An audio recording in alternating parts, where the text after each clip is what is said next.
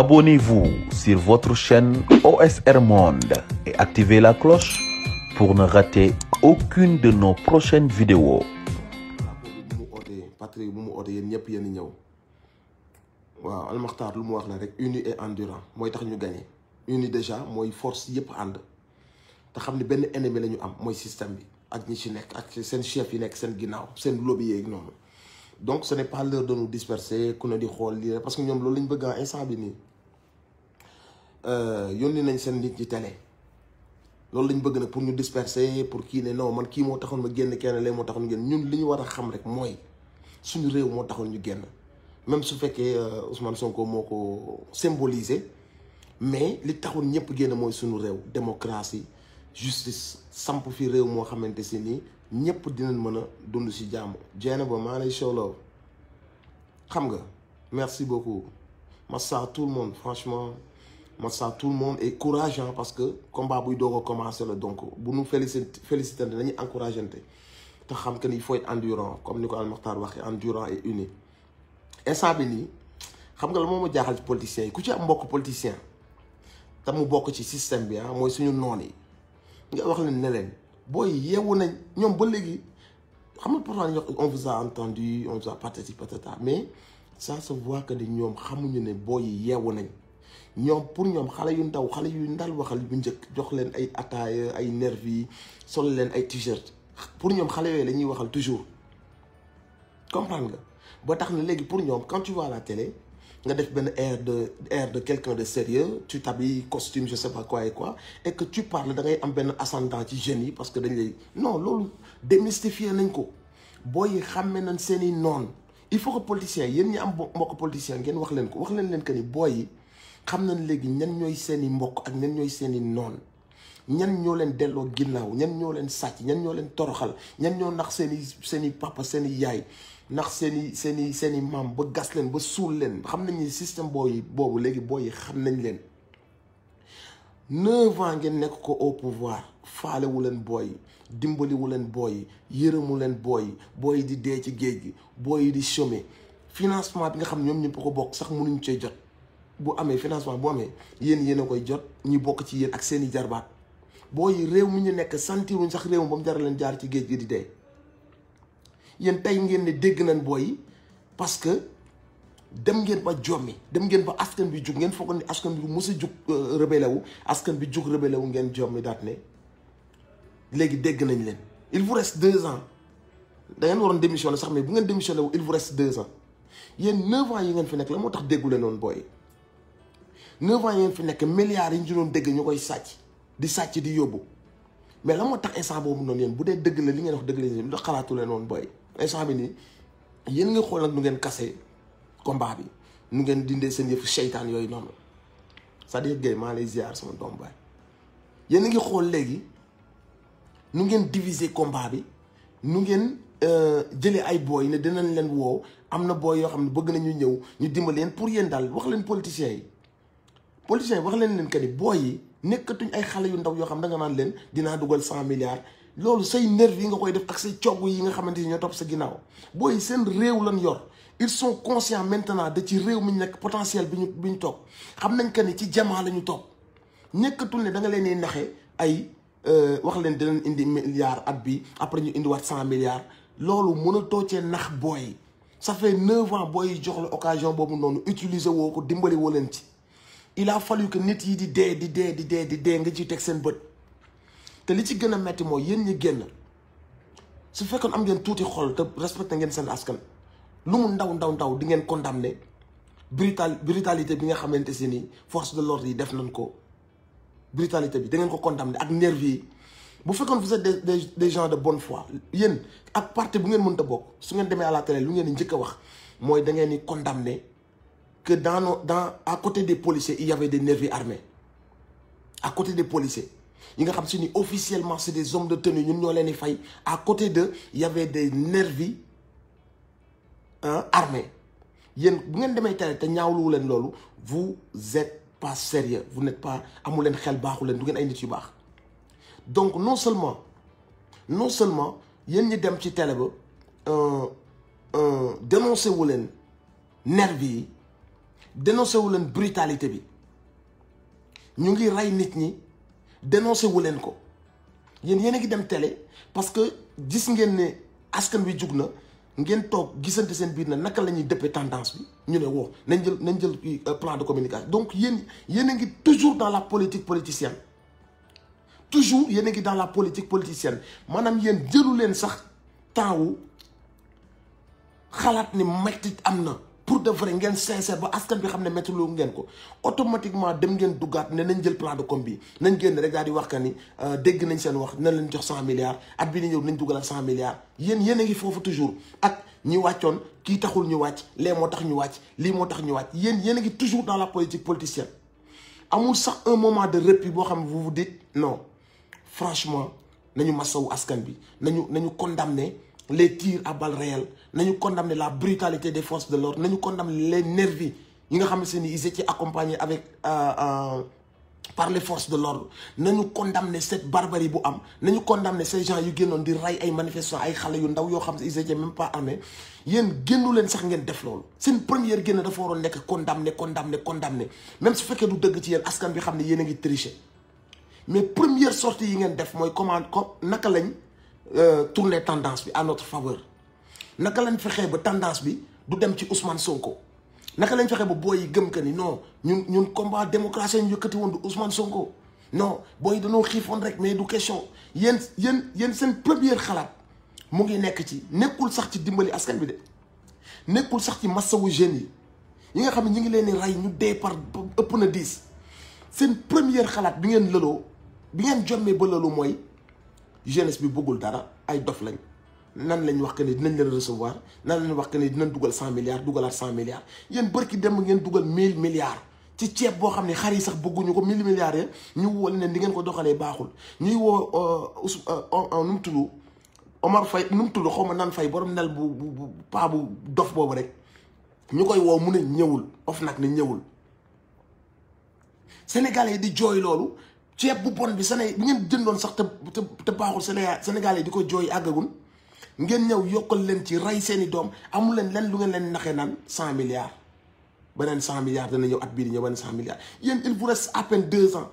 ce que vous n'avez pas réussi à faire ci 9 ans ah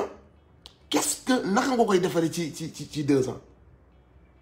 lu nga deful ci 9 ans wuyu woo jeunes yi ci 9 ans toppatoo woo jeunes yi ci 9 ans yërëmoo Sénégalais yi ci 9 ans persécuté leen wan leen barbarie wan leen mépris ci 9 ans il te reste presque 2 ans nga ni comme que on est dos au mur nañu wut plan de communication pour yéen loolu rek ngeen xalaat ci situation bi naka ngeen renverser la tendance vous n'êtes jamais à un moment donné vous n'êtes jamais dans la vérité Mansour Faye merci beaucoup il y a aucun moment où vous êtes dans la sincérité aucun moment où vous êtes dans la vérité ban instant ngeen di nekk un peu dans la vérité condamner les tirs à balles réelles condamner la violence la bavure condamner les nervis yu nga xamante ne nii ñu ngi doon dox avec la police condamner les milices armées yu tawale woon di songu nit ñi condamner les gens yu ñu fekk seen biir kër yi di damm seen tànk yi di toj seen bopp yi kenn ci yéen n'a pas pris la peine de condamner fermement ça ba Sénégalais yi xam ni même si tu es un tricheur sax ñëw nga condamner affaire boobu noonu merci la famille Mansour Faye ñëw na waa amul sax période boo xam ni vous êtes venu moo wax El Hadj Diouf ce con nga xam ni mar na taat côté bu nekk bu demee ci nguur gi saaga Macky ëllëg mu ne Macky moo baax ginnaaw suba mu saaga kële ginnaaw suba mu fu tendance fu ay intérêt nekk rek mu dem fa nga xam ni léegi booy ndaw yi sax dañ ko jàppal au sérieux kenn jëlu ko au sérieux kooku mu ne te yéen ñëpp teg ngeen seen bët kooku mu ne non booy yi ñoo demoon di songu alkaati yi pour nangu seen fetal donc c'est normal que alkaati yi fetal leen est-ce que yéen a ngi dégg wax boobu noonu te kooku dañ ko yónnee ne ko demal waxal ñu moom d'après moor yi am yëpp adduna bi dañuy jooyal suñuy moor ñëpp dañuy jooyal suñuy moor moom amul lu mu wax mu ne déedéet booy yi dañ leen a songu bëgg a nangu seen i fetal moo tax alkaati yi fetal leen ba pare mu ne mu ngi jooy moor yi kooku jooyoo noor yi am naa fekk nga alkaati yi ils étaient même pas en danger dañoo toog di natt bopp booy yi xam nga ab sniper tireur d'élite koo xam ne day toog natt xam nga kañ nga am droit peut-être sax utiliser sa arme bis bu nga xam ne demee ba nga xam ne ta vie est engagée, tu es en danger de mort. mais nit ñi bu ñu la soree à 200 mètres 300 mètres ñooñu amatul droit tirer ci ñoom. bu fekkee mën ngaa daw sax yoon dalay may nga daw ba rëcc, même alkaati yoon da koy may mu daw ba rëcc, mais pas nga nekk à 200 mètres 300 mètres nga natt ab nit ray ko, surtout nit ki nga ko jëkkaloon yorul woon arme. kon loolu meurtre la. may wax ngeen yónni seen benn nit à la télé mu ne déedéet booy yi dañoo dem di songo ay alkaati yorul arme moo tax alkaati yi tiré ci ñoom. ay booy yoo xam ne seen xeer yi buñ ko sànnee du sax àgg ci alkaati yi. lii moo lay waral la cruauté de ces gens. à quel niveau ces gens-là sont sadiques, à quel niveau la ñu am mépris ci jeunesse bi ak ci ndaw ñi. man je pensais que ne ñoom ñëpp dañuy génn di tuub di jooy di naqarlu. man je pensais que ne ñoom ñëpp loolu la ñuy def, semaine bi yëpp loolu la ñuy def. ndekete yooyu ñoom ñi ngi xool naka la ñu renverser tendance bi. naka la ñu renverser tendance bi mooy non suñ plan de communication dañ ko waxee nii nañ wax que ni ñun ñëpp nañu wax bravo les forces de l'ordre. ñun ñëpp Idrissa Seck nee na bravo les forces de l'ordre parce que moor yi mënoon na ëpp lii bu doon beneen dëkk la. lu ñaaw amu fi nee na lu ñaaw amu fi parce que moor yi mënoon na ëpp lii c'est-à-dire que ni war nañoo mën a jubiler bi mu nekkee 12 morts kese. soo déggee li mu wax war nañoo mën a jubiler bi mu nekkee 12 morts kese. est-ce que tu te rends compte loolu la Idrissa Seck wax. ñoom ñëpp ñi ngi naan bravo les forces de l'ordre, bravo les forces de l'ordre. amul kenn ci ñoom ku ñëw de yaa ne leen y a eu excès de violence. amul kenn ci ñoom ku leen ñëw ne leen lu tax ngeen àndoon ak ay nervis. amul kenn ci ñoom yu leen wax que ne pourquoi vos vies n'étaient pas en danger et vous avez tiré vous avez visé la tête des manifestants, des jeunes de 14 ans 12 ans 18 ans 20 ans. Idrissa Seck nee na dañoo war a kontaan ndax bu doon yeneen dëkk yi la moor yi dina ëpp lii. El Hadj Diouf daat ne déedéet booy yi ñoo dem songu di nangu fetalu alkaati yi donc c'est normal que alkaati yi tiré fetal leen. su ngeen bëggee ngeen dem seetaan ko loolu la wax. waaw comme li nga wax Iba nee na seen ay doom ñoo deewul moo tax seen ay rakk deewuñu moo tax du seen ay jarbaat parce que ñoom rawale nañ seen ay doom. barki démb bi réew mi di tàkk gis nga seen ay doom ñu ngi New York di fo ñu ngi seen New York di bëgg mën na kuy narge Sénégalais yi mën na kuy naqaral Sénégalais yi. man je pensais que ni ñi seen mbañal ci askan bi foog naa ne àggul fii billaahi.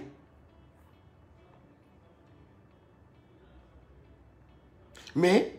ñoom dañu xamul ne jeunes yi dañ leen a raw jeunes yi les jeunes ils sont trop en avance par rapport à cette vieille classe politique. cette vieille classe n'a rien compris xamuñu lu xew pour ñoom boo yafi nekkoon nga leen di nax di leen def ay nervi di leen jox lu ñu jëndee caayin wala booy naa la bokkal dara pour ñoom boo yooyu ñoo fi nekk. mais booy yi nga xamante si nii ñoom télé naxatu leen gis ab politicien mu toog ak ab sëriñ photo ak moom naxatu leen ñëw ci benn ethnie nga làkk-làkk boobu naxatu leen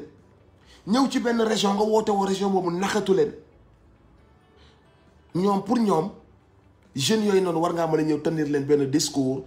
jox leen ay promesses daal di def l'air de je suis quelqu'un de sérieux quand je parle on doit me croire parce que je suis un ministre parce que je suis député donc dès que je parle ce que je dis doit être pris au sérieux alors que tu es un menteur, tu es un voleur, tu es un lâche, tu es l'ennemi de la nation. réew mi fi mu toll ci wàllu sonn ci wàllu ndóol ci wàllu naqar ci wàllu xale yu jaar ci géej gi c'est de votre faute.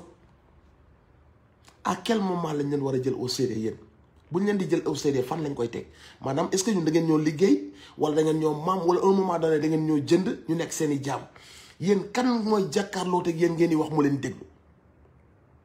li ma leen bëgg a xamal mooy ñenn ñi belli di wax li ñi koy tuddee politique xamuñu li xew de lii c'est une révolution jamais en Afrique ñu gis une jeunesse bu jóg taxawee nii. bu njëkk dañ daan fay jeunes yi di leen yóbbu ci ay meeting yi jeunes yi ñooy génn xam ña leen di xaar dañoo armé jeunes yi dem kolo pour wut passe pour dem fekk ñooñu noonu pour xeex seeni droit c'est ce qu'on appelle une révolution quel que soit ku ko mënee nga ànd ak moom nga bañ a ànd ak moom mais ñi nekk ci bopp bi ak ñi ci ginnaaw jeunesse sénégalaise bi yëg c'est ça qu'on appelle une révolution mooy ngeen jug wane beneen xar kanam seen ay oppresseur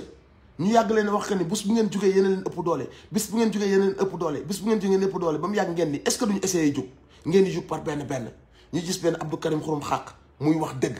tout le temps ñu gis benn Guy Marius Sagna muy jug ñu gis benn Clédor Sène muy jug ñu gis benn Assane Diouf muy jug gars yi di jug par benn Y'en a marre ñu gis par benn ku ne di jug dañoo dem moom yàgg nag affaire boobu jël benn forme far yàlla tudd mu tombeek benn leader bu mat leader muy Ousmane Sonko loolu yëpp soo ko boolee moo waral jeunes yi dañoo yeewu jeunes yi la Mamadou Dia doon préparé ak Cheikh Anta Diop loolu moo ñëw nag yeewu ci jeunes yi donc ce qui est en train de se faire c'est une révolution ñu koy tudde politique xamuñu li xew ñii dañoo jug pour jële fi ab système boo xamante si nii ca kaw ba ca suuf il est pourri système boobu noonu lépp lu Sénégalais yi di dund ci wàllu naqar moo ko yóbbee lépp lu Sénégalais di dund ci wàllu dellu ginnaaw ñàkk am paj mu baax ñàkk am njàng mu baax moo leen ko yóbbee ñoom à chaque fois ñu ñëw toog ci kaw baadoole yi di leen sàcc di enrichir seen i doom di enrichir seen i jabar di enrichir seen i partenaire ba seen nguur jeex ñu yëkkati ko jox ko ñeneen ñooñu daal di jóge foofu transhumé dem ca ñeneen ñi jël protocole bindal ñeneen beneen def beneen protocole bindal ñeneen bu ñeneen ñi yéegee jëlaat nguur gi joxaat ko même système bi ñeneen ñi transhumé dem ci ñeneen lii ma leen di wax ni du Cuba du Italie du France Sénégal la te yéen a ko gën a xam yéen ñëpp xam ngeen ne depuis nii la politique di demee ñi PS lañ bokkoon après ñu bokk PDS après ñu ñëw APR ay transhumants ay nit yu ñàkk jom ay nit yu amul benn valeur fépp fu ñu dégg ne fa la affaire bay nii ne rek ñu wàccu lépp la ñu waxoon ay Aïssata Tall Sall ay nit yoo xamante si dañoo taxawoon wax ba ñu naw leen bis ñëw ñu nekk les pires menteurs de la planète taxaw di fenal seen askan di fenal seen jeunesse woote ci télé tubaab yi di jaxase seen jeunesse ak waa adduna bi di tudde seen jeunesse ay terroristes Aïssata Tall Sall ak ñi ko yónni seen ay pexe bu sotti woon kon instant bi nii beneen armée ñëw na jàppale si Macky Sall pour ñu rey parce que loolu la doon woote terrorisme ay terrorisme dañ ñoo song ay nit yu amul benn valeur ñooy toog di wax Souleymane Ndéné Ndiaye nee na ku fusillé dañ ko war a ku transhumé dañ ko war a fusillé mu yëraat ñu naan day waaj a dem ñu naan demul mu ndegam yàgg rek na burux dem ñooñu ay dul ay nit mais mérité ngeen laneen lu dul loolu nañu wax te dëgg Sénégal mérité na leen laneen lu dul énergumène yooyu bu ñu waxantee dëgg bu dee ay nit yu am xel lañ Sénégal mérité na ay nit yoo xam ne lu ñu wax tey ba nit ñu xool leen ne lii mooy seen kàddu mais nit boo amatul kàddu mais deseetu amoo yow doo amoo dignité nit bu amul dignité waratul toog fi nit ñi toog nga taxaw wax mbir ba nit ñi dëgg la nga wax ko bis ñëw fa nga faroon xaw a jagadi wala tendance bi wëlbatiku nga gis ne fële moo xew la nga leen waxoon lépp nga dem teg ko de côté daal ne ñii ñoo baax waaye nit dina la def noonu pare nga koy déglu yow par exemple nit ne la nit dof mbaam la raykatu nit la li ngay dund lépp nit dof moo la ko yóbbee nit dof da nga ko fay war a jege nit wax la yooyu noonu nga koy dégg di mer nga ànd ci moom nga yaakaar ne yéen a far mu la koy wax ba nga mer ci nit dof un jour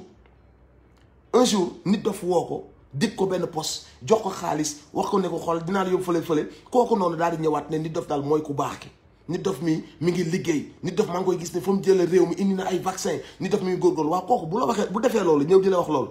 yow mi mu wax loolu yow lan nga ko war a wax exemple la rek bu ma leen di jox yow mi mu ñëwoon wax la loolu ba nga xam ne kii lii la mu wëlbatiku ñu jox ko ay intérêt mu ñëw di tagg kam doon saaga démb waa yow kooku yow ban bët nga ko war a xoolee loolu mooy les politiciens loolu mooy le système tubaab bi bu ñëwee ñun leen jël leen li ngeen bëgg ñun ñu gagné ci lu ñu signé dañ ciy gagné ay millions jël leen lu ngeen bëgg ñu ànd ci ak yéen du moment que yéen a ñuy jàppale pour ñu toog ci nguur gi jël leen lu ngeen bëgg loolu mooy le système moo tee dem Afrique foo dem ci Afrique yàlla may na leen lim leen may lépp mais c'est le même système moo nekk fépp opposants yi ñu ne rayal boo rayul tëjal musiciens yi engagés yi ñu ne rayal ñu ne tëjal nga xoqatal foo dem ci àdduna bi ci Afrique lii moo tee Afrique avancé fépp foo dem ci Afrique même système bi moo ko tee avancé waaye yow nit yooyu nag bokk ci système boobu noonu yow léegi kon ban bët nga leen war a xoole est-ce que da ngay baisser sa garde parce que def nañ benn communiqué ne dañuy apaiser ñi apaiser wu dañoo amatul choix bu leen ni wax ne dañoo def discours apaisé wul, ils n'ont plus le choix. adduna bi yëpp gestu nañ xam li xew Sénégal gars yi dem defi ay plainte ñu dégg que ni dem CPI gars yi dégg que ne journalu tubaab yi fépp ñu ngi koy wane li xew ci adduna bi ñu jug ko ne sëriñ si jug nañ ndaw ñi jug nañ jigéen ñi jug nañ mbedd yi fees na mais ñooñu apaisé wunu, ils n'ont plus le choix.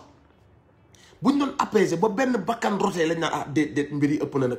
ci ay fen la commencé tab te nit dee na ci donc essayons d'arrêter bu ñu waxoon avant benn bakkan di rot boobu la ñuy wax que ne ñii ñu ngi apaisé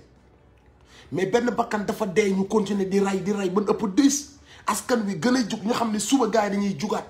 amatuñu benn choix ñu ne je vous ai entendu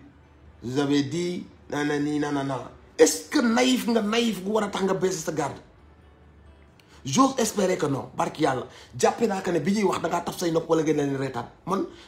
loolu laa jàppe ne yow ñoom bi ñuy wax soit da ngaa taf say nopp wala nga zappe wala nga jàppe ab golo yuy wax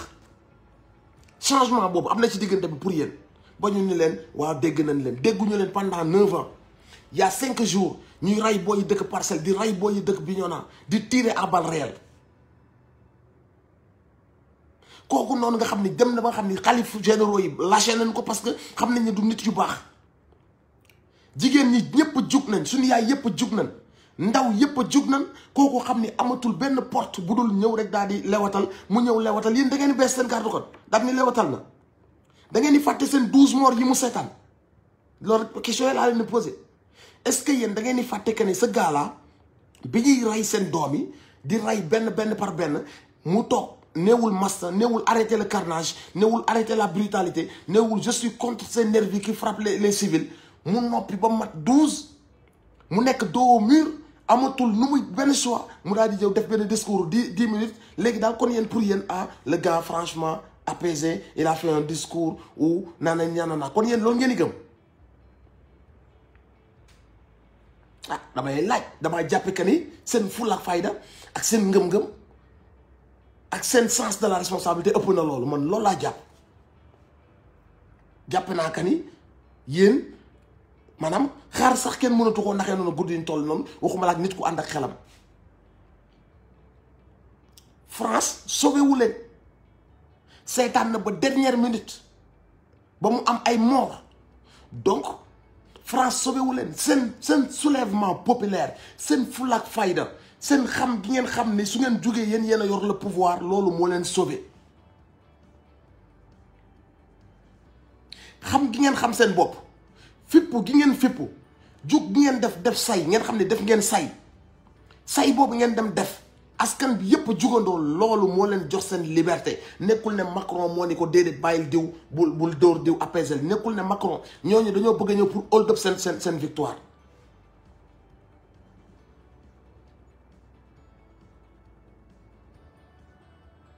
loolu moom moo leen jox seen victoire donc bu nit jógee fële bëgg leen gëmloo que ne déedéet sunu papa yi ca kaw a kaw ñoo ñu jox seen victoire dañ leen di nax dañoo bañ ngeen jël conscience parce que xam nga lan lañu bañ dañoo bañ ngeen ni kon daal ñun ndekete yow buñ booloo jug war nañoo mën a changer la donne ñoom loolu lañ doon bañ dañoon bañ sénégalais bi jël conscience comme quoi que ni bis bu ñu jug a àndandoo def say benn président mënatuñoo dékku benn système mënatuñoo dékku benn armée mënatuñoo dékku bis bu ñu àndandee xeex suñuy right donc pas bi ngeen jot a am recul boobu ngeen leen reculer loo ba ñu obligé ñëw lewatal seen kanam wàccee seen kàddu loolu yéen a ko liggéeyal seen bopp amul benn force extérieure bu leen ko defal ñii wan nañ leen seen bopp xam nga dañ leen wane seen bopp ba ñu yónnee seen ministre de l'intérieur mu tëkku leen ba ñu yónnee seen Aïssata Tall Sall mu dem ca télé yi fenal leen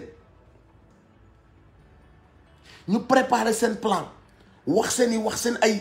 ay communiqué ñoom gaajo ñëpp ku nekk def communiqué boobu ngeen war a xam que ne ñii lii mooy seen ay tànk bu sotti woon instant bi nii on compte nos morts par centaines mais comme opinion internationale xam nañ que ni affaire bi toll na foo xam ne mënatuñ cee dugg ñu lâché leen joxe les vraies informations si vous avez remarqué au début ils en parlaient pas ñoom ñëpp dañoo noppi woon bi ñu demee ba affaire bi flagrant lañ commencé jël seen responsabilité di wane les informations boobu la ñoom xamee que ni mënatul ñoo jaxaseeg àdduna bi mais bu seen ay pexe sotti woon dañuy jaxaseeg àdduna bi indi fi beneen armée boobu ñëw ne dañuy jàppale Sénégal parce que ay terroristes ñoo leen songu bu ko defee ñu am légitime rey ñu ñun ñëpp donc ba ñu demee bi nga xamante ne amatuñu choix nag amatuñu benn choix askan bi jug na adduna baa ngi wane massacre bi loolu moo leen changé loo discours changé wuñ discours parce que dañoo baax changé wuñ discours parce que dañoo bëgg changé wuñ discours parce que dañoo yërëm dañoo changé discours parce que dañoo gis que ni askan bi jug na taxaw def say ñu ne nañ wax discours boo xam ne daf leen di calmer bu gars yi calmer woo ñu mën a defaruwaat suñu defaruwaatee bii paa bu ñu ñëw duñu juum duñu leen jox benn chance dañuy ñëw rek finir leen.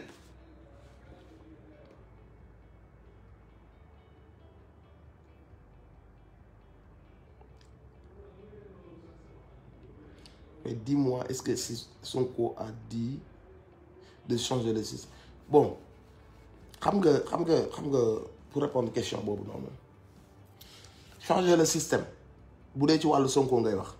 ni mu duggee ci politique rek changer le système bi nam nekkee woon impôt domaine changer le système bi ni mu nekk député changer le système bi demal nga xool ay intervention Ousmane Sonko assemblée nationale. demal nga xool aussi témoignage yi 500 000 li ñu leen di jox mu ne moom du ko laal xaalis bi mu ci am mu jël lépp du ko jox ay orphelinat bi mu duggee ci politique bind ay livre songu ay dossiers yoo xam ne gars yi dañ seen juy jaaj mu bind ko dama la loolu bu doyul nit pour wan la que ne dañuy changer le système dara dootu la doy ay nit da ngeen waxante dëgg gis nga par parloo da nga koy jël nga teg ko fële ngay wax ak sa nawle borom xel ngeen waxtaan kooku ni muy defee politique nga xam ni amul dërëm bu muy joxe amul fenn foo xamante si nii dafay waxte meeting nan wu duyal leen ma kaar yi joxal ma kii 5000 danaa la jox sandwich changement ngi noonu révolution ngi noonu ni mu defee politique ni mu defee programme am ni mu ne képp koo xamante si nii da ngay ñëw di ànd ak man pour que après mani la danaa la jox assemblée wala danaa la jox ministère soxlawu ngay ñëw Sénégal du gâteau bu ñuy tong-tong ku ñëw jàpp da ngay jàpp parce que dañ fay war a jële système bi kooku wan na la nan lañuy changer système xanaa kay leneen lañ bëgg a wax mooy bu dee indi doxalin bu bees doxalin bu nuroog li gor di doxee li panafricain di doxee li patriote di doxee lu nit ku gëm dara di doxee moom ngaa wane na ko franchement parler bu ñu waxante dëgg nga bëgg ko nga bañ ko bu politicien yépp doon doxalee comme ni Ousmane Sonko doxalee nañu waxante dëgg est-ce que Sénégal na nekk fii mu nekk nii détourner ay milliards sàcc surfacturé nekk milliardaire gré à gré nga nekk milliardaire ah njuuj njaaj nga nekk milliardaire chaque jour ngeen def nii nekk milliardaire loolu mooy li am Sénégal yàq askan bi transhumé yàq jikko yi wan nit ñi que ne ngor ak dignité ak principe amatul fexeel rek mu sa xaalis bëree ñoom loolu mooy système loolu mooy fi am ñu dem ba fexe ba dugg ci famille religieux yi dugg ci fu ne ñu dugg fa yàq étudiants yi rébellion bi amoon Casamance ñu fexe sax ba duggal fa ay corruption dugg bi université duggal fa ay corruption loolu mooy le système. Donc boo ma laajee la question à savoir Ousmane Sonko je te demande juste d'ouvrir tes yeux et ton cœur si tu es quelqu'un de véridique la vérité elle est là fa nga daaj la def dama la ñun Sénégal bu ñu amoon ay Ousmane Sonko ak genre yu mel ne ay Barthélémy Diaz ay genre xeet boobu ay Guy Marius Sagna ñooñu bu fekkoon ñoo nekk ci instance de décision yi mais mbir mi du demee ni muy demee nañ waxante dëgg hôpitaux yi du demee ni muy demee ñoom mbaamu xaraam yi ku ci feebar soj sax boo ko defee am nga lu la yóbbu États-Unis nga faju ji say doom booy wësani da nga yóbbu États-Unis sa doom mu wësani am nationalité Amérique yow sa jëmmi bopp yenn feebar yi wóolu woo fi système santé wu Sénégal parce que xam nga ni booy jàng nañ ba ni chercheurs yi ñi ngi fi booy diplôme yi waroon am yëpp def nañ ci mais li ñu war a def ci recherche li ñu war a dugal ci recherche defu leen ko li war a tax booy seen diplôme yi ñu pratiquer ko yóbbu leen ci ay conditions yu baax bañ seen hôpitaux yi am les matériels dernier cri yooyu defu leen ko su ngeen ko defoon Sénégalais yàlla may na leen xel kon danañ am système de santé bu baax du ci étudiants yi du ci professeurs yi xamee leen ko noonu ci politique yi la ñoom ñoo deful benn politique de développement jëm ci recherche jëm ci science bu ñu amoon nag ay politiciens ay vrais politiciens xaalis bi ñuy sàcc di ko rawale mais foofu lañ koy dugal dañ koy dugal ci dans la recherche tey bu ñu ko dugaloon ci dans la recherche la science mais tey jii am nañ suñu ay kii wu bopp nu mu tudd suñu ay vaccin wu bopp dañuy ñëw ñu am suñuy laboratoire parce que booy yi am nañ xel. adduna bi Afrique li ko wër yëpp bu ñu daan wut si bu ñu daan wut si université bu baax bu ñu daan wut si université bu baax mais Cheikh Anta Diop la ñuy ñëw Cheikh Anta Diop la ñuy ñëw donc problème bi dootul professeurs yi borom xam-xam yi ñu ngi fi booy yi dañuy jàng ba def armée boo demee ba jàng def ba dem arme hôpitaux yi ñu lay yóbbu amul rajo amul scanner amul dara boo bëggee dégg-dëgg alcool sax dañ lay wax dama ci pharmacie bi nga jënd ko mais yow sa xam-xam fan nga koy exploiter da ngay xool noo génnee dem extérieur soo demee tubaab bi utiliser la ñun ñoo la former ñoo la jàngal mais soo demee tubaab bi ñoo lay jël ñoo lay utiliser ñoom ngay demal parce que tubaab bi dañuy am ay problème mu dentiste problème mu gynécologue problème nangam ak sàngam ci seen village yi bu ko defee booy suñ booy étudiants yi ñu formé woon dañ xam que ni avenir amul Sénégal mais ñoom ñooy dem liggéeyal tubaab yi après soo demee Canada ñoom ñoo fa nekk ay dentiste ñoom ñoo fa nekk ay kii te Sénégal boo demee léegi ñun on a un manque de pédiatre on a un manque de gynécologue on a un manque de médecin généraliste parce que fii diplôme yi du la defal dara immigration choisie c'est le mot dañuy jël borom bopp yi jàng Sénégal formé leen dimbali leen ba seen bopp yi baax ñu dem ci tubaab yi ñu defal leen tak benn formation yi ñu yóbbu leen ñoom ñu nekk ñoo xam si ni Sénégal moo leen moo leen utiliser mais ngeew yi ñoo leen di Sénégal moo leen defar mais ngeew yi ñoo leen utiliser on leur en veut pas wax nañ ko sax ci doo modèle mooy boy yi bañ a ñëw mais au fond on leur en veut pas parce que boo ñëwee sa réew lan nga fi fekk hôpital yoo xamante si nii amuñu pansement amuñu alcool mais saa yi loo fi wut si dañu waxante dëgg fële au moins bu ñu la fayee di nga mën a dimbali sa waajur di nga mën a dimbali say parents yow sa jëmmi bopp am nga loo dundee mais booy yi ils ont pas le choix dañuy obligé jël salaire yi nekk foofu noonu booy yi ils veulent rentrer dimbali seen réew mais soo amee de état boo xam ne bëggul dimbali réewam deful benn comment on appelle ça deful benn politique ci côté boobu noonu jàppalewul étudiants yi recherche yi scientifique yi jàppalewul kenn mais kan moo fi bëgg a des di toog ci ay hôpitaux yoo xam ne amul microscope amul alcool amul pansement ñu waxante dëgg donc loolu moom li ma lay wax mooy loolu nag mooy suñu politiciens yi ngay gis nii quand on parle de système on parle de d'autres façons de faire d'autres mentalités d'autres façons de s'engager ay nit yu intègre ay nit yu jàng mais des gens là la xamal ni comme à l'image du président Ousmane Sonko imagine que bu ñu amoon des centaines des députés yu mel noonu des ministres yu mel noonu des maires yu mel noonu imagine ngeen bu Sénégal amoon loolu noonu réew moo xam ne yow am nga gaz pétrole zircon phosphate or géej une fleuve une jeunesse le soleil ak yeneen yi ñu tuddagul yeneen yi ñu tuddagul mais réew bu mel noonu su amee ay njiit yu baax mais réew moom paradis sur terre lay doon réew moom su amee njiit yu baax paradis sur terre lay doon mais je vous dis que Sénégal 50% ce sont des analphabètes jànguñu ana école yi ana université yi 50% des Sénégalais ce sont des analphabètes comment tu l'expliques kon bëggoo réew mu am xam-xam réew boo bëggee mu am xam-xam mu nekk plus de 65% de jeunesse ba pare am 50% d'analphabètes ana xam-xam ba kon yow investiroo ci xam-xam parce que boo bëggoon réew mi jëm kaw da ngay investir ci xam-xam boo yëpp dañuy jàng boo demee ci réewu tubaab yi 95% ils ont été à l'école jàng nañ am nañ benn minimum de connaissance yow nga jël ay booy sonnal seen ay parents xiifal seen ay parents ba nga xam se ni boo nee sax papa maa ngi jàngi mun la awma lu ma faye yow xoolal dafa metti toogal nga jàppale ma ci tool yi booy bi war a jógee fii village bi école am nekk à des kilomètres mu war a dox dem jàngi war a dox wàññeeku kañ lay am xel mu dal pour jàng ay leçons ngoon 6 heures bu accès sonn na tëdd na kooku noonu à 13 ans mi ngi xalaat génn dëkk bi. Donc il n'aura même plus ambition wu dem jàngi wala mu topp ay njàngam parce que xam nga lan la day gis que ni njàng ma doxul dans ce pays là à 25 ans day gis que ni booy chômeurs yi booy étudiants booy bacheliers yi sax amuñu fu leen orienté booy yi amoon diplôme ñi ngi taxawaalu ñoom nga gis ñu dem di def ay casting. Donc kooku à 13 ans il veut plus faire ses études à 13 ans. booy boobu buggatul jàng parce que day xam que ni finalité bi doo sax mën a dimbali say parents doo mën a takk soxna kenn du la faale ci askan bi parce que gis na ni diplômé yi léegi au final ña nga fële ci ay casting pour ñu jël leen ci ay série télé.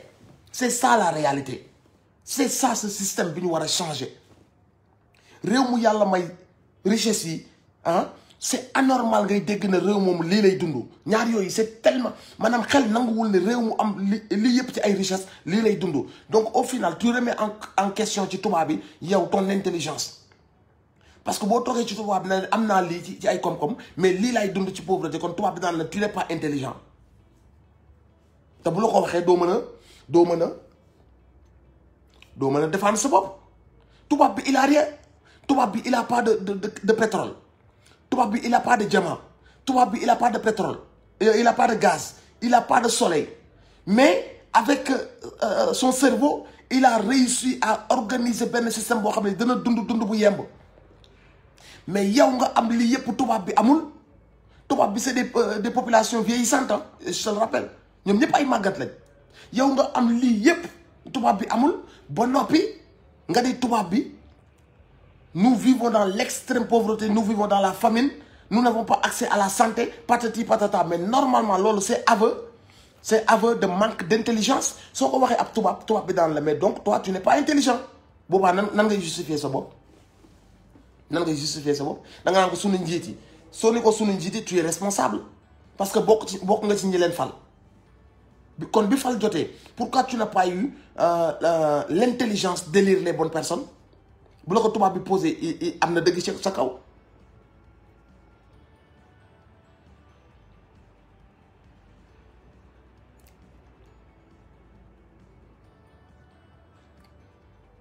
waaw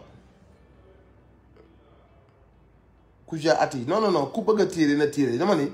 les problèmes yenn certaines personnes on va pas régler seen ay problèmes personnels mais on parle du peuple de toutes les personnes yi nga xam ni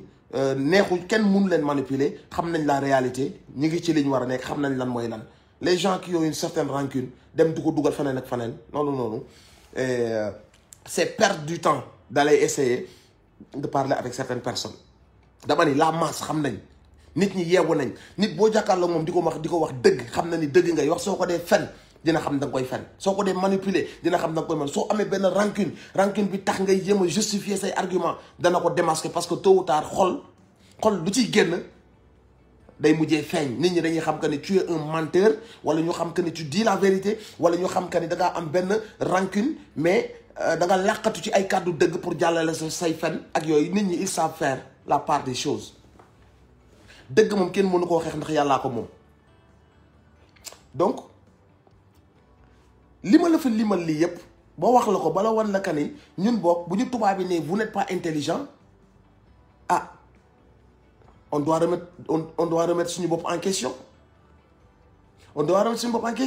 parce que tubaab boo xamante si ni il parvient à faire des métros il parvient à faire des avions il parvient à def benn politique sociale boo xamante si ni di nga jàng di nga lekk di nga naan di nga faju te doo fay il parvient à fexe ba seen dëkk avancé côté technologie côté yooyu yëpp léegi tubaab boobu noonu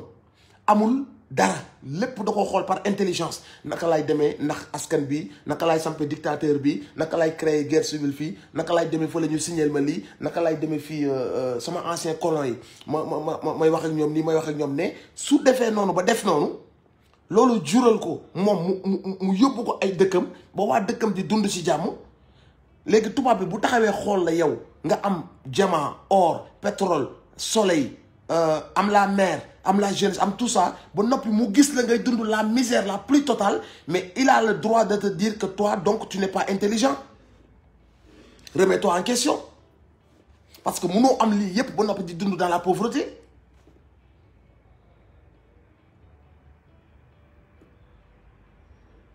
Pourquoi tu vis dans la pauvreté? Quand ils ont fait leurs enquêtes parlementaires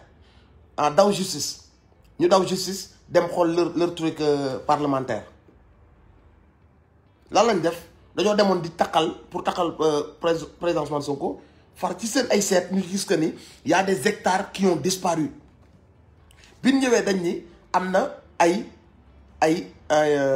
hectares yu ñu xamul fu ñu nekk. Cela veut dire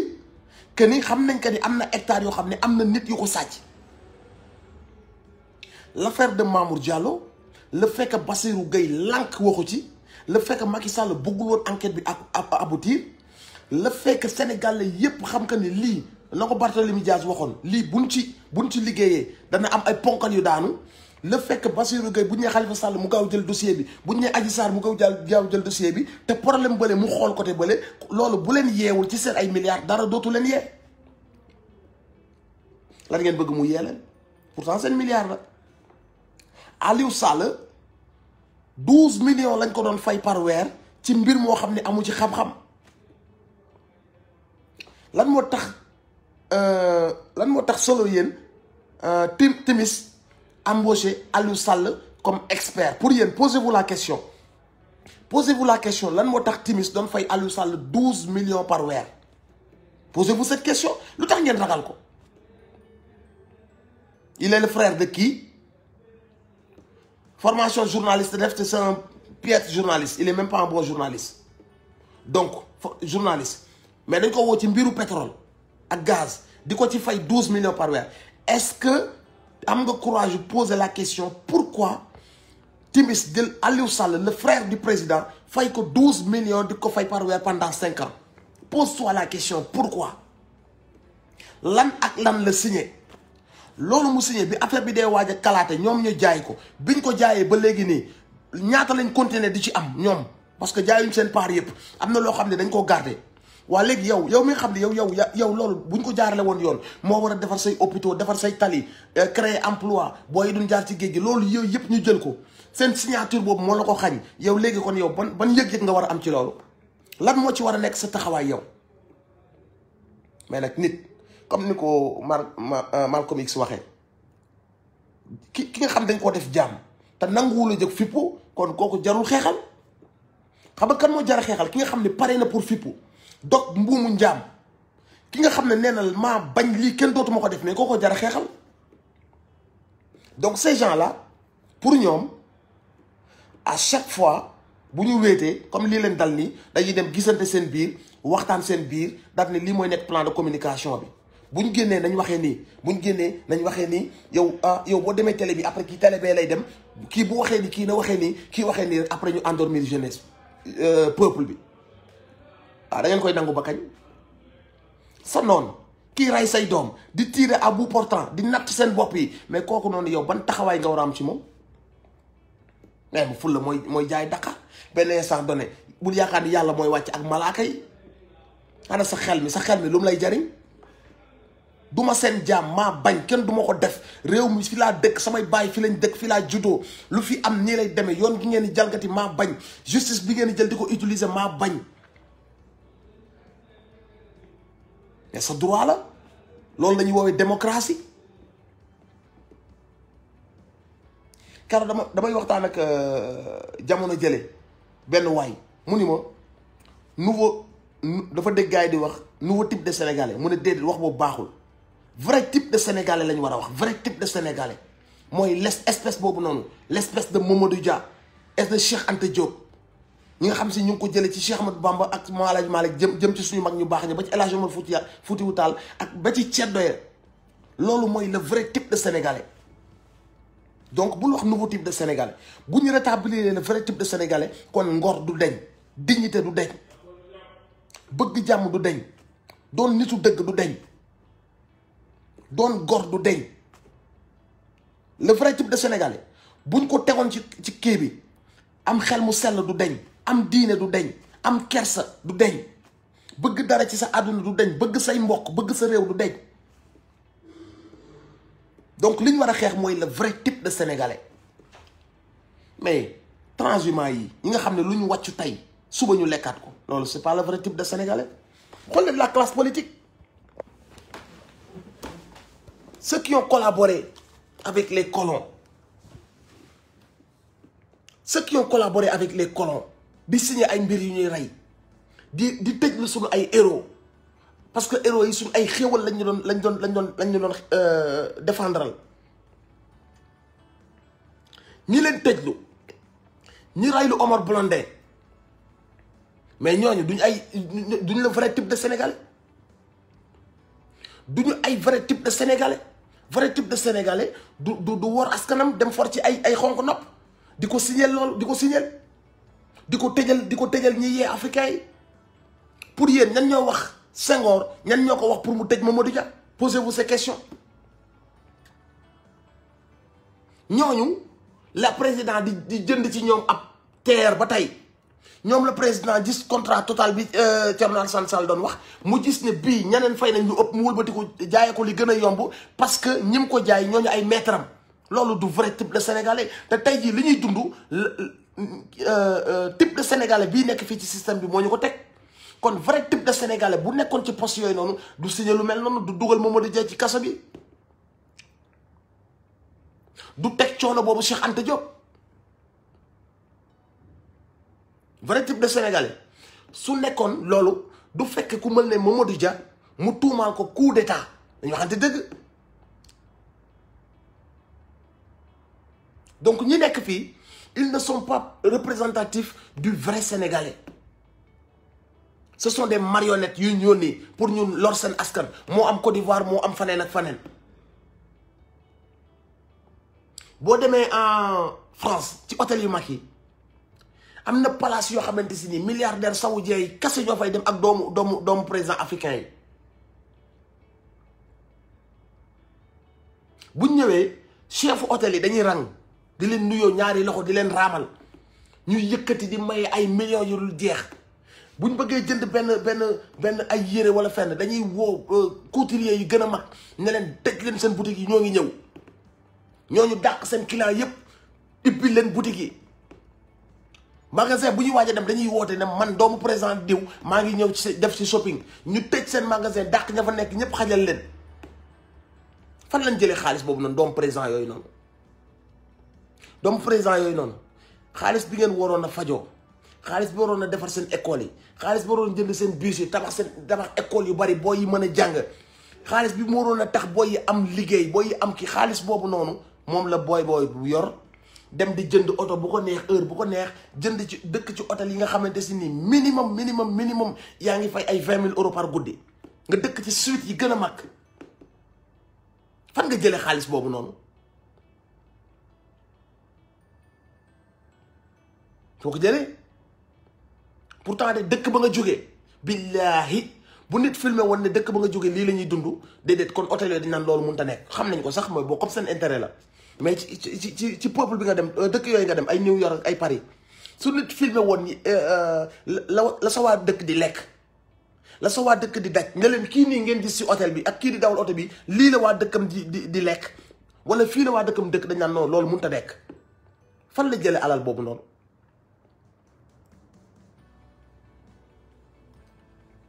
seen alal la, seen ñàkk la, seen ay impôt la. rasoir bi ngay jënd ci boutique bi, suukar bi ngay jënd ci boutique bi loolu ñu ciy dagg. wala bu ñu demee lebi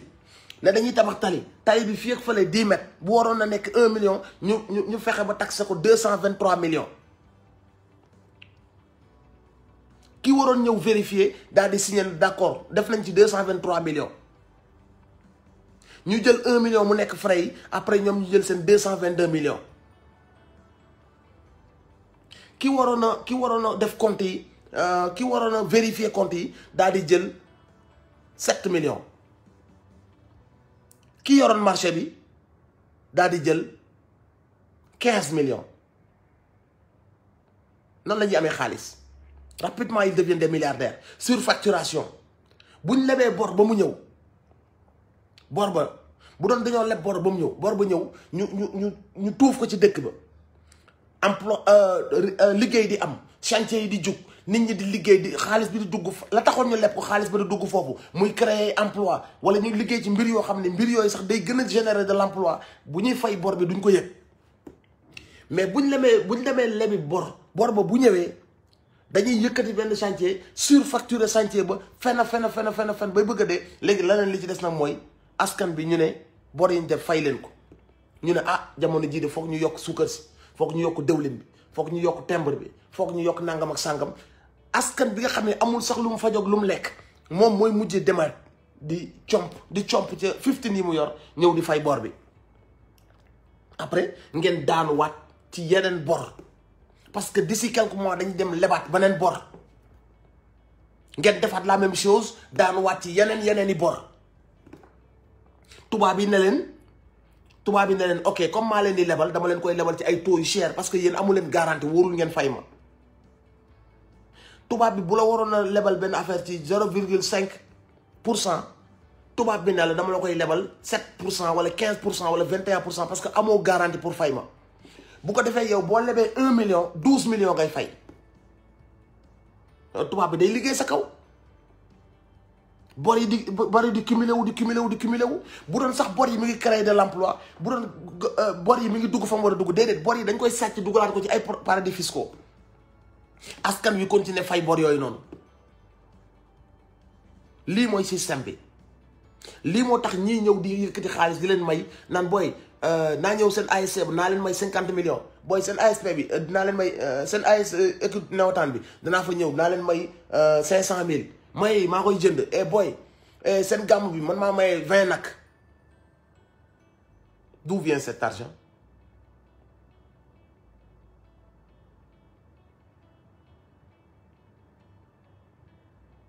fan la xaalis boobu jóge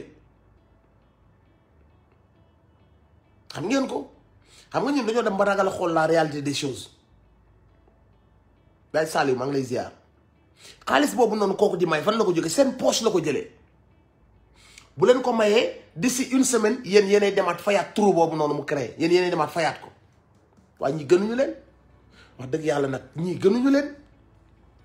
réew mi ñun ñoo ko bokk Sénégal yàlla teral nañu ba pare lu tax ñu bëgg a toroxal suñu bopp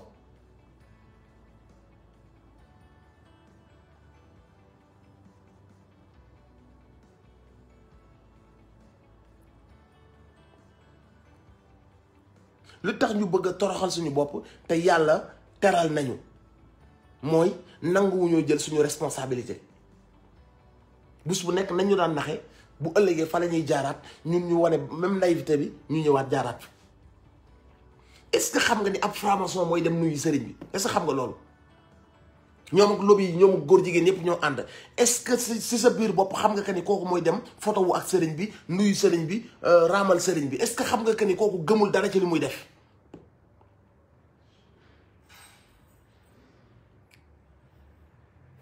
Zine Abdine Seck c'est moom ab sekkeen nga ko yow moom saa wax ma nga lekk ba sa biir bi fees nga ni xaaral ma tooñ géyeen bi est-ce que xam nga que ni kooku c'est juste pour tamadouer pour nax la moo dem mu jubaliwaat ci sëriñ bi photo wu ak moom daal ne yónnee nañ fi lii ci enveloppe ñëw nañ fa daal di raam wala mu nuyoo est-ce que xam nga ni day fen Satan utilise toujours la ruse bu ko defee yow nga xool ko gis photo bi rek daal di kontaan wala boog mu bañ laa faale yow sa ethnie bañ a faale say problème bañ a faale seen chômage bañ a faale seen lépp bu demee ba soxla la daal di ñëw ba ci sa wet daal di xool làkk bi wax ko bu ko defee nga ni nit def ko bi mu ñëwee ci man wax na làkk bi kon ça veut dire que ni man ak moom ñoo bokk làkk bi kontaan naa vraiment keroog moom bi ñëwee sama làkk bi la wax moom li ko amal solo mooy mu wan la que ni maa la ëpp xel mën naa laa ndaxte dinaa la utiliser loolu ko tax a ñëw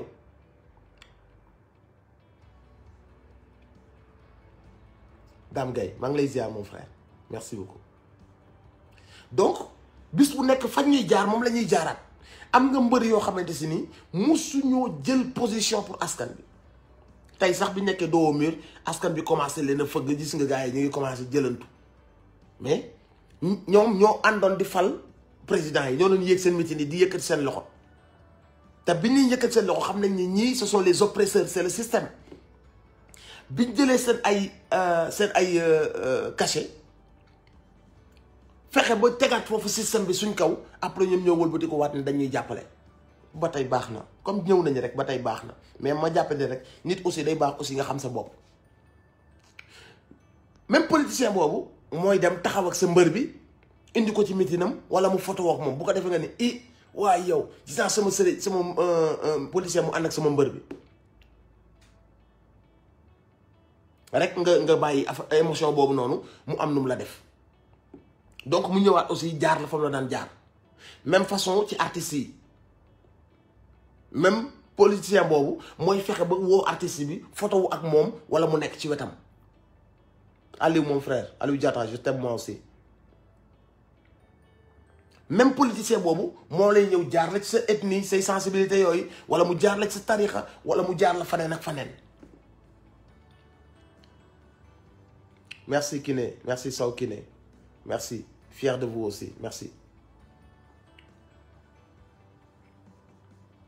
comprendre nga Souleymane dama xamul nag naka la ñuy dugalee ni si live parce que je l'ai jamais fait en fait je sais pas comment on le fait mais bon dinaa programmer live boo xam ni je donnerai la parole aux gens ñuy dugg di wax seen xalaat quoi mais sincèrement xawma sax naka la ñuy inviter nit ci live parce que je l'ai jamais fait mais j'aimerais bien def live boo xam ne je donne la parole aux gens par benn ku bëgg a dugg wax xalaatam quoi incha allah rabbi. donc quelque part da nga ci am ay quelque part de responsabilité yow aussi boo poser sa bopp la vraie question mooy man aussi j'ai pas su avoir kii bi baax réaction bi baax d'accord dinaa ko xool j'ai pas su am réaction bu baax parce que bi xool samay politiciens yi jotee j'ai pas posé les vraies questions je ne suis pas parti def li ma war a def ak ni ma war a defee. Bintu Gueye sama doomu baay maa lay ziar yow sa wàllu bopp war nga wax ka ni j'ai pas awma attitude bi ma waroon am bi ma waree utiliser politicien wala bi ma waree déglu politicien wala bi ma waree choisir politicien j'ai pas eu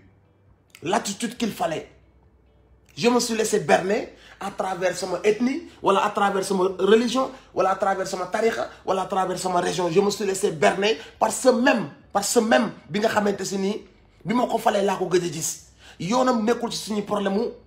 dëkk mi ngi sàcc terrain yëpp di ko jaay ASC yi amatuñ sax terrain bu ñu entraîner espace vert amul espace boo xam ne c'est pour les jeunes fépp jaay nañ ko tax xaalis bi seen i poche la dugg kooku noonu bi mu ñëwaatee bëggaat sama vote dafa ñëwaat rek ñëw ci sama quelques dëj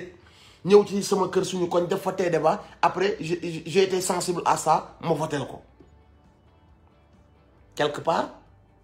part tu es quand même coupable parce que nañu waxante dëgg quelque part tu es coupable d'avoir eu benn comportement boo xamante si ni c'était pas très responsable ci nit ku war a jël ay décisions yu toll noonu maanaam avenir u réew mi sama avenir u ay doom li war a dimbali samay doom tu n'as pas été à la hauteur de responsabilité bu muy laaj mooy nga war a voter nga war a choisir ñi ñu war a jox bés big yi stylo yi instance de décision yi légèreté bi nga jël pour voter nit kooku noonu kon aujourd'hui nit kooku noonu bu jëlee yet di la ko dóor c'est vrai que manipulateur la c'est vrai qu'il a les moyens mais quelque part toi aussi tu n'as pas eu l'attitude qu'il fallait parce que kooku bi mu ñëwee bi la waxee que ni Tidiane laa da nga ko war a wax c'est bien bi la waxee ne Murit laa nga ne ko c'est bien Pël laa nga ne ko c'est bien Olof laa nga ne ko c'est bien mais nga ne ko yow góor laa sénégalais nga sénégalais laa am nga njaboot am naa njaboot bëgg nga lu baax bëgg naa lu baax li ma bëgg a xam mooy yow la kan foo jugee foo jaar lan mooy sa parcours est-ce que kenn tudd la ci mbuxum xaalisu jàmbur xaalisu askan est-ce que mosoo koo tëj lan mooy sa programme yow est-ce que dañoo bëgg a yeewaat ci buumu tubaab bi yow est-ce que am nga benn politique de rupture boo xam ne da ngaa bëgg Afrique moomaat boppam am souveraineté mais pose-lui ces questions pourquoi tu ne lui poses pas ces questions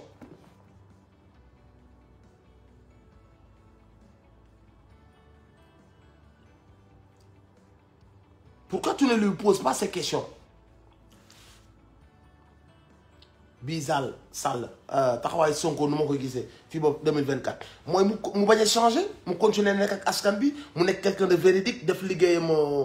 à l'Assemblée comme ni mu koy defee nii parce que Sénégal yi kenn moomu leen comprendre nga si tu fais les choses bien Beuz mon frère maa lay show love man namees loolu rek la war a def qu'il reste la même personne parce que li tax Sénégalais yi bëgg ko c'est parce que il a fait ce que les Sénégalais attendaient de lui mooy d'être une personne honnête une personne digne une personne patriote une personne boo xam ne bu gisee injustice dina ko dénoncer et que doxul ci ay combine comploté wul réewam su continuer lu Sénégal yi dañ koy gën a bëgg doo gis mukk ko bañ man loolu laa koy digal ah te ci ni ma ko gisee du koy changer du koy soppeeku ci réew mi la jàngee jàng na alxuraan am na ay waajur yu baax fi mu doon liggéey seddal nañ ko lu baax donc xel mën naa dal ci moom tu vois man système bi moo tax parfois gars yi na ma noo kii la ni nga jëlee position man leen ku baax aw ma ci sago lépp lu fi mën a jëlee système bi dagan na nga tayle sa carrière nga ñàkk sa liggéey nga lépp jar na ko pour que sunu noon yi bàyyi noog sunu réew pour une fois ñu am benn président yoo xam ñoo ko tànnal suñu bopp xool nañ ay jikkoom doy nañu ñu jël ko teg ko ci réew bi ñu essayé leneen li fi nekk bu doon mi ngi dox sax ñu nekk mais doxul ça fait 70 ans ñuy dellu ginnaaw donc rien ne m'attache à ce système mon gars j'ai envie d'essayer autre chose nouvelle ère beneen façon de faire j'ai envie d'avoir ay nit yu intègre dans les postes dans les instances de décision donc loolu laa koy digal tu vois constance rek comme ni ko Fanta waxee il faut rester constant si say idée li tax ñu bëgg la bul ci teggi sa tànk soxna Sonia ñi ngi show love Lita much love yow maa leen di show love yéen ñëpp sérieusement maa leen di show love et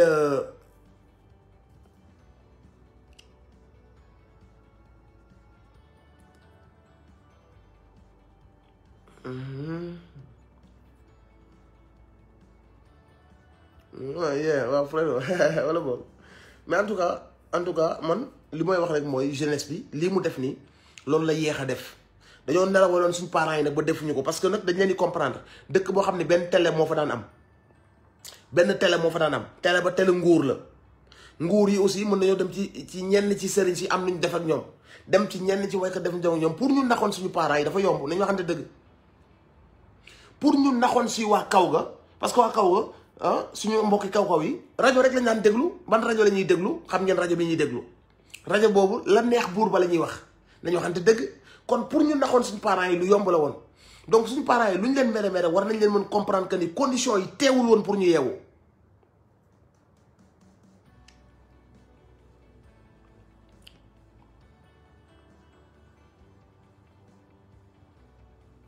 waaw loolu Zal d'accord naa Sénégal folli la gën a mel ko fal leader bu baax c'est vrai mais je pense que ni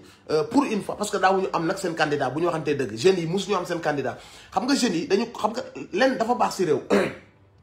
mooy déjà ki ngeen di def leader ngeen fan ko c'est très important nit ki boo ko fanwee li muy def da nga koy bëgg a def li xaw a baax ci affaire bi mooy nañ daan fale bokkul système dafa daan nekk sonal ñu nekk mu yàgg di fippu daal di fal kaneenu système bu bokkul ak ay nit yoo xam ne kii nga xamante ni ñoo ko tànnal seen bopp joxu leen dërëm amagul yenn poste yi sax amagu ko et que ci lim leen di woo dal na seen xel mooy Afrique bu bees moom sa bopp jariñoo say ressources décomplexé mooy tubaab dootuñu sëgg ci kanamu ñaata président ñaata dirigeant lañu am yuy sëgg ci tubaab yi ci kanamu tubaab yi on a un président boo xam ne xaw ma ñaata at la am bu demee ci kanamu Macron bi am 40 ans ñamwul sëggi xool ko suñu amee tey ni jeunes yi xam nga africains yi nag ñoo commencé décomplexé il faut ngeen comprendre loolu kii di décomplexé nag di nouveau type de leader booy yi bu ñu gisee genre leader du mel dañ leen di idolâtrer et c'est très important nga idolâtrer sa leader parce que daf lay inspirer bu liggéeyee da ngay bëgg a liggéey su naayisee da ngay bëgg a naayis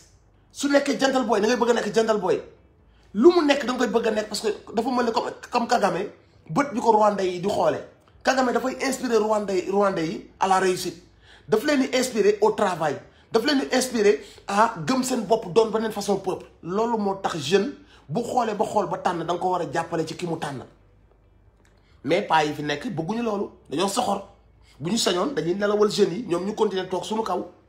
même système bi bëgguñu mu jógee fi xam nga li ma la wax Mori maa ngi lay ziar Fall Ndiaga maa lay ziar c'est vrai Fanta on a bon bu njëkk amoon nañ ko je veux dire amoon nañ ay Cheikh Anta chaque fois référence yi dañuy delluwaat ci Mamadou Dia ay Cheikh Anta yi ñu mel noonu quoi mais d'après bi système bi jëlee ay formam ba léegi ñu ngi doog a dis nit njiit bu mel ne Ousmane Sonko wala boog génération bu mel noonu quoi ay Ousmane Sonko Barthélémy Diaz ay nit yu mel noonu ñu ngi doog a am génération bu mel noonu mu tombeek nag internet ñëw mbir yi commencé leer ci bopp nit ñi commencé gën a poser des questions xam mbir yi donc il commence vraiment jeunes yi ils commencent vraiment à se poser des questions pour revenir foofu fi ma doon waxee mooy suñ parents yi pour ñu naxoon leen dafa yomb loolu moo tax système bi a su s'ancrer parce que il avait la possibilité de manipuler tout le monde benn télé fi amoon ak benn rajo foo nekk ci Sénégal loolu ngay déglu kon donc pour koo ko manipuler day yomb mais jamono ji nga xamee ne information bi mi ngi tas internet ñëw booy dem di jëlil seen bopp seen information journaliste buy fen ñu ne la tuer un menteur xam nañu buñ tollee foofu la donne va changer te foofu lañ toll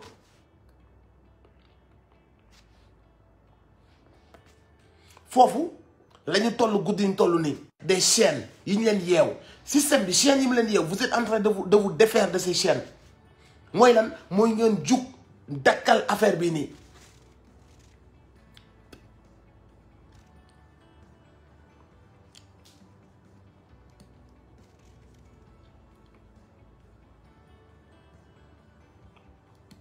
waaw mais non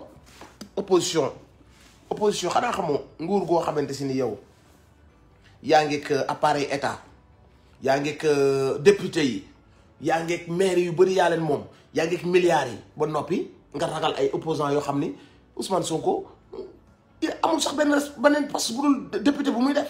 nga ragal kooku ba war a dagg bopp bi kon war ngaa xam que ni loolu du état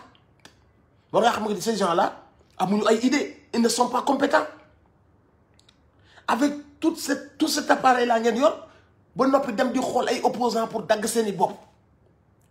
xool opposition bi ngeen jënd leen ana Idrissa Seck la honte de toute la nation bu ko kenn woowee nitu Thiès encore une fois nañu dem di jàng histoire am na yu nit di foowee musuma ko wax musuma ko tudd te fu ma ko gisee daf may vexé daf may offensé nitu Thiès fu ma déggee wax boobu daf may offensé xam nga lu tax dem nañ dellu tuuti ñu jàng histoire combat yi gën a kawe gën a patriotique fii ci Sénégal ñu dëkk Thiès ñoo ko mëne donc Idrissa Seck est un traître beneen espèce la bu jógee faneen bu juddoo Thiès certes mais yorul ay valeur Thiès donc am na wax yoo xam ne dañ koy foowee léeg-léeg dañuy fàtte que ne suñu frère yu bokk ci combat bi suñu sœur yu bokk ci combat bi dëkk ci yenn région yi am na yenn yoo xam ne dañ koy foowee mën nañ leen a offensé te pourtant ñooñu ñu ngi ci combat bi di xeex au nom de l'humour au nom de bëgg ay j'aime ñun ñu jël suñu ay frères yoo xam ne ñu ngi ci combat bi suñu ay rang ñu wax yenn mots yoo xam ne mën na leen a offensé ndax lan benn traître bu tudd Idrissa Seck kooku waruñu ko woowee lu dul un traître un vaurien mais waruñu ko woowee nitu Thiès parce que il a rien des valeurs d'un Thiessois lu ñu waxante dëgg moom ak ñeneen ndeke boobu appareil état bi mu ngi xool nu mu leen jënde ak nu mu leen moome kon xam war nga xam que ni ñi ñu jiite amuñu ay idée du ñii ñoo ñuy jëlee ci ndóol ay ce sont des vauriens du ñii ñoo ñuy jëlee ci ndóol tournant bi ñu toll nag on a tous nos responsabilités dans l'éveil des consciences dans waxtaan bi partage bi waxtaan ak suñu parents yi waxtaan ak suñuy jarbaat yi suñu responsabilité la jamais on a été aussi près laa la wax de notre vraie indépendance et de notre liberté et de notre vraie démocratie et li ma leen di wax yéen a ma ko gën a xam il nous suffit ñu doxaat 1 2 3 pas système bële day daanu dootul mën a dara ci ñun donc il faut rester mobilisé il faut ñoom ci seen communication ñi ngi yónnee seen ay nit ci télé yi c'est à vous de contrer avec des arguments parce que vous en avez des arguments, vous en avez à gogo. ñële ñoo amul argument fen mooy seen argument manipuler voilà ligne de conduite bu ngeen demee télé wax leen lii laal leen fii nañ ko laale fii nañ def discours bi nañ ci wax nangam ak sangam ñoom loolu lañ am pour ñoom mën nañ leen naxee loolu mais yéen a war a bañ loolu. Ça fait 9 ans ñu def leen li ngeen di def piétiner leen xoqatal leen maltraité leen ba nga xamante si ni tey jii askan bi jug na amatuñ benn choix ñu def benn discours ne dañuy adoucir dañuy compatir dañuy patati dañuy patata. Ne vous laissez pas berner par ces gens. Ce sont vos ennemis. Ce sont les ennemis de l'Afrique. Faut dem ci boppu réew africain ñoom ñoo fa nekk. lu tax réew africain du yàlla wàccoo na ak ñun lim ñu may lépp buñ delloo ginnaaw buñ demaatoon ci yàlla ne ko yàlla ñun suñu dëkk lii lañ fay dund danaan ñu mais lu ngeen bëggati jox naa leen li may jox ab ay continent li ma leen joxuma ko benn continent loolu la ñuy wax. Donc face à vos ennemis n'ayez aucune sympathie, n'ayez aucun respect parce que ils ne méritent pas votre respect. Ku mérite sa respect mooy ku la dul teg yenn yi mais ki paraît pour teg la yenn coono àdduna yi kooku mérité wul sa respect. On a été trop poli avec ces gens-là parce que tuddee nañ leen ministre tuddee nañ leen député tuddee nañ leen nangam ak sàngam rek ñun ñu yaakaar ne ñooñu bu ñuy wax lu ñu wax dëgg la wala ñun waruñoo élever la voix. Dama ne cër da nga koy jox ku ko mérité respect da nga koy jox ku ko mérité kuy créer sa dee kuy créer say booy di jaar ci géej gi kuy créer sa ñàkk a faju kuy dëpp say milliards kooku booy wax ak moom tu dois le mépriser. donc ko war a wax ka ni doo gor doo nit ku baax sama noon nga parce que dans la réalité des faits kooku sa noon la. ce complexe là qu'on a de nos soi-disant dirigeants la ñu war a dagg. Sa ennemi c'est ton ennemi, sa allié c'est ton allié. Il faut savoir assumer ses responsabilités. C'est en train de se faire. Ñu ngi yaakaar mu continuer ñu ngi yaakaar que jeunes yi gën a dëggal seen bopp ñu ngi yaakaar ne vent de révolution bi nii mu bañ a essoufflé wu ñu ngi yaakaar ne jeunes yi dinañ xam enjeu yi ba tax na dinañ gën a motiver wu ñu ngi yaakaar loolu parce que loolu bu ñu ko ñàkkee cette occasion-là ne va pas se représenter d'aussitôt. On reste motivé, on reste soudé, on reste déterminé jusqu'à la victoire finale. Moi, rétablir la démocratie au Sénégal. Bayu kenn moomul réew mi ndegam sax sunu sëriñ si nga xamante si nii ñooñu dimbali ci diine ñoom ñooñu jëlul toog suñu kaw di ñu xoqatal waxuma la ak benn yambar boo xam ne yaa quelques mois mi ngi woon sa koñ di la saraxu votel ma dimbali ma votel ma ngeen di bokk di naan caayeen wala muy ñëw di toog seen grand place. sous prétexte fal nañ ko quelque 1 an 2 ans mu bëgg a nekk sa buur come on man bañal loolu kooku du sa buur vert jaune rouge bi ñun ñëpp ñoo ko bokk réew mi ñun ñëpp ñoo ko bokk suñuy doom war nañ leen bëggal lu baax pour ñu bëggal leen lu baax foog ñu jël suñu responsabilité mais foog ma am lu ma lekk suba wala foog ma am lu ma fayee sama location doy na ma si tu ne penses pas à des enfants alors il faut que ñu créer les conditions yi war a tax suñu doom yi bu ñu ñëwee ñun galère bi ñuy dund ñoom duñ ko dund.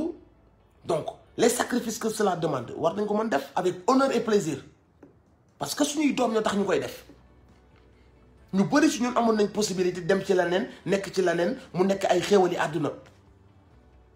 mais quand tu mesures l'importance de t'engager de changer la donne de préparer le chemin le lendemain pour tes enfants boo engagé wul de man xamutuma lan moo lay engagé loo donc la famille guddi na. Et j'étais ravi d'échanger encore une fois si situation bi nii donc écoute man mes lives je les prépare pas dès que j'ai un truc à dire je refais les lives parce que je refuse beaucoup d'invitations télé et tout ça je préfère parler direct aux gens kenn du ma dagg kenn du ma dugal ci ay pièges kenn du ma indil ay yu kenn xamul donc du coup dès que mu seetaan seen ay émission ak seen i fen j'éprouve le besoin ñëw wax leen sama xalaat contrecarrer en tout cas seen i pièges ñoom à ma façon donc voilà dinaa leen bàyyi et puis on se recapte d'ici peut-être demain ou après-demain de toute façon su ma ko sentir rek quoi incha allah rabbi gros big up à tout le monde nekk leen si jàmm ñu déggante waat incha allah Brakazeb. Abonnez-vous sur votre chaîne OSR Monde et activez la cloche pour ne rater aucune de nos prochaines vidéos.